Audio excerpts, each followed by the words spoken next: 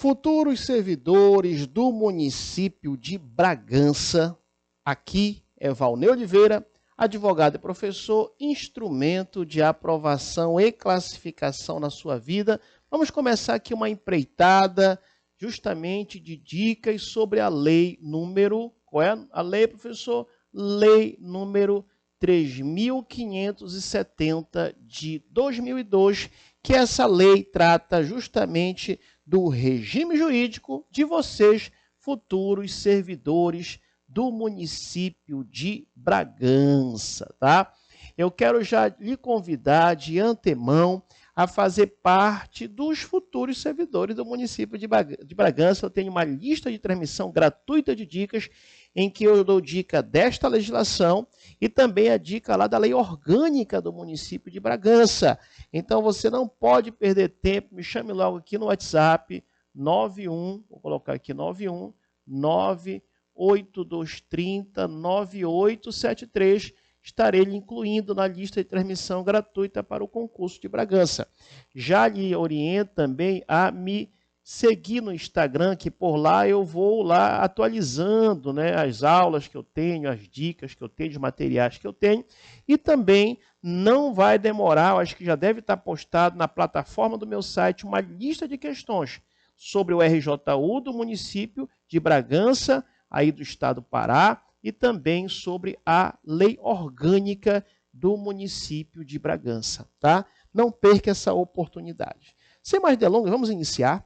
O artigo 1º diz que esta lei, a lei o quê, professor? A lei número 3.570 de 2002 do município de Bragança, essa lei, ela institui o regime jurídico estatutário dos servidores do município de Bragança. Então, o que você pode afirmar categoricamente, já tomando posse, que você vai ser aprovado? Creia e diga ao final amém.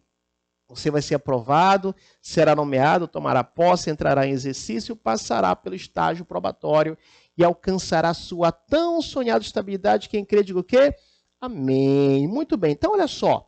Você, futuro servidor do município de Bragança, você vai ser estatutário. É muito importante você tomar logo nota disso. Por que, professor, que eu, como servidor do município de Bragança, serei estatutário? Justamente porque vocês serão regidos por um estatuto, que é justamente essa lei 3.570 de 2002. É diferente se o examinador colocar, os servidores do município de Bragança, regidos pela lei 3.570 de 2002, são servidores seletistas. Errado. Vocês não são seletistas. Servidores, na verdade, não são servidores, seletistas são empregados públicos. Os empregados públicos que são seletistas, eles são regidos pela CLT, como o próprio nome diz. Só que vocês não serão seletistas, não serão regidos pela consolidação das leis trabalhistas, não. Vocês serão regidos pela lei 3.570 de 2002, por isso que vocês serão estatutários, é o que diz o artigo 1º, tá? O artigo 2º diz que prefeito desta lei, servidor é a pessoa legalmente investida em cargo público. Já quero logo chamar a atenção para você sobre um tema importante. O que é? Servidor, de acordo com o artigo 2º, e é de acordo com o que vai ser pedido na sua prova, ele é um termo genérico. Servidor aí aborda um termo genérico, tá? Então, servidor, para efeito do que nós vimos agora, é a pessoa legalmente investida em cargo público. Mas lá na frente, já antecipando para você e falando por que eu estou lhe chamando a atenção desde já, existe o servidor efetivo, que é você que vai ser aprovado no concurso público de provas ou de provas e títulos, mas existe o servidor também em comissão. Esse servidor em comissão, vamos aprender que é de livre nomeação e livre exoneração. Então, por que eu estou chamando a sua atenção? Porque aqui, quando foi falado no artigo 2º, o conceito de servidor, foi falado um termo bem genérico, bem genérico. Servidor é a pessoa legalmente investida em cargo público. Ou seja, servidor aqui, de acordo com o artigo 2º, pode ser tanto o servidor efetivo como o em comissão. Vamos aprender que o em comissão é de livre nomeação e livre exoneração, tá? Muito bem, continuando aí, o artigo 3º ele traz do conceito de cargo público. E aqui eu quero pontuar algumas coisas para vocês em relação ao artigo 3º. O que é, professor? Quando fala sobre o tema cargo público, eu quero que você venha pontuar alguns temas importantes sobre cargo público, tá? Primeira coisa no artigo 3º diz aí, olha, o cargo público, o que fala aí? Ele é criado por lei. O examinador vai querer dizer que o cargo público é criado por decreto, errado. É criado por portaria, errado. Tá? Na verdade, falou em cargo público é criado por lei. Tá? Falou em cargo público, anote aí no seu material. O cargo público, ele é o quê, professor? Ele é criado por lei, tá? Cargo público é criado por lei. Perfeito, perfeito. Outra coisa importante ainda sobre o cargo público é o quê, professor? Que o cargo público, de acordo com essa lei, ele tem número certo e denominação própria, tá? Existe o número certo dos cargos públicos no município de Bragança, e os cargos públicos no município de Bragança, eles possuem denominação própria, tá? Eles possuem o quê, professor? Possui denominação própria os cargos públicos no município de Bragança, no estado do Pará. Então, tudo isso é importante você pontuar, porque o examinador pode querer, em algum momento, colocar uma alternativa enganando. O cargo público é criado por decreto, errado. O cargo público poderá ter número certo. Não, ele tem número certo. Ele tem número certo. Ele tem denominação própria. Tá? Além disso, o cargo público, anote aí, ele é remunerado pelos cofres públicos, tá? Ele é remunerado pelos cofres públicos. Remunerado pelos cofres públicos. Está preconizado aí no artigo 3º, tá? Você vai receber, com certeza, dos cofres públicos do município de Bragança, no estado do Pará. E continuando a redação, diz que ao qual corresponde um conjunto de atribuições e responsabilidades cometidas a servidor público. Então, o cargo público é o quê? É um conjunto de atribuições. O cargo público é um conjunto de responsabilidades que serão entregues, serão cometidas a quem? A um servidor, tá? Esse conjunto, eu até brinco aqui, mas é uma coisa interessante que é legal para você aprender, é o conjunto, olha só, de AR. Não sei se você já usou alguma vez o correio, né? No correio tem as cartas com AR. O que é carta com AR, professor? É carta com aviso de recebimento, né? AR, aviso de recebimento. Não sei se você já mandou alguma vez uma carta com AR, é uma carta com aviso de recebimento, tá? E essa carta com AR é o macete para você entender o que é aí o conceito de cargo público. É o conjunto de AR. O que é, professor, o conjunto de AR?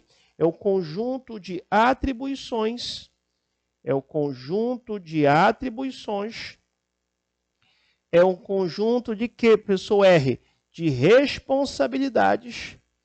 De responsabilidades que serão entregues para quem? Professor, para quem vai ser entregue essa carta com AR? Lógico, é só uma brincadeira e um exemplo para você decorar legal. Professor, essa carta com AR vai ser entregue nada mais, nada menos para quem? Para quem vai ser entregue esse conjunto de atribuições? Ao servidor. Ao servidor. Perfeito? Muita atenção, é o que está preconizado no artigo 3º. O artigo 4º, ele fala o seguinte, que a investidura em cargo público depende de aprovação prévia em concurso público. Muita atenção nessa parte, tá? De provas ou de provas e títulos. O examinador não pode colocar concurso público somente de provas e títulos. Não, é de provas ou de provas e títulos, tá? Por quê, professor? Por exemplo, concurso público para nível fundamental, concurso público para nível médio é concurso de provas. Mas concurso público para nível superior já é concurso de provas e títulos, tá?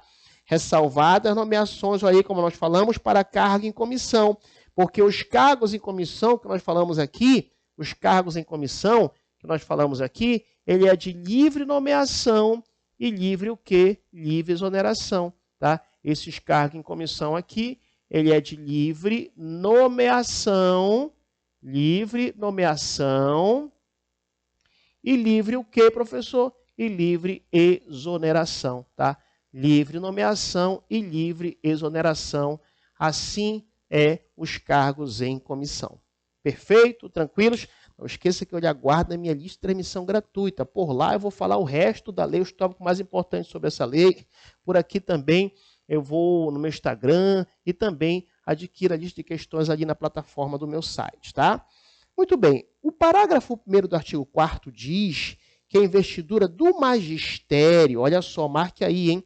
Do magistério municipal será por concurso de provas e títulos. Opa!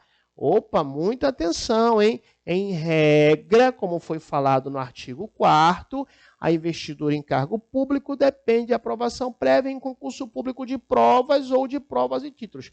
Mas quando o tema é magistério, vai ser mediante concurso de provas e títulos, tá?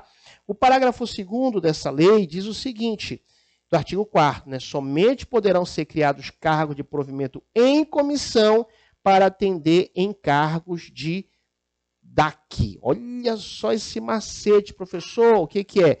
Então, nós já sabemos que os cargos em comissão é para o macete do quê, professor? Como diz o parágrafo 2º, os cargos em comissão é para atender encargos do DAC. Professor, que macete é esse do DAC? É para você aprender que quando se fala de cargo em comissão, quando fala de cargo em comissão, fique atento que é para o quê? Para encargos de direção. O que é o A, professor? Direção. O A é assessoramento, tá? Direção. O que é o A? O A é assessoramento, tá? E o que é o C? Chefia. Direção, assessoramento, e o que, professor? Direção, assessoramento e chefia, tá?